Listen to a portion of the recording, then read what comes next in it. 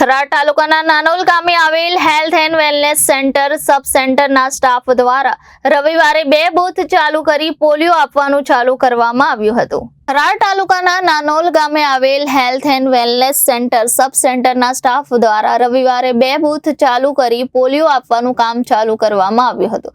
જેમાં પ્રથમ દિવસે રવિવારે ગામના યુવા રાજેશભાઈ જોશી નાનોલની ઉપસ્થિતિમાં તેઓના હાથે પોલિયોના 2 ટીપા આપવાનું ચાલુ કરવામાં આવ્યું હતું. આ સમયે જેતડા પીએચસીમાંથી એમપીએસએસ ડુંગરભાઈ ચૌધરી, નાનોલ સબ સેન્ટરના સીએસઓ શિવાંગીબેન, FHW ચંપાબેન, આશા વર્કર બહેનો, આંગણવાડી કાર્યકર બહેનો હાજર રહી પોલિયોની કામગીરી હાથ ધરવામાં આવી હતી.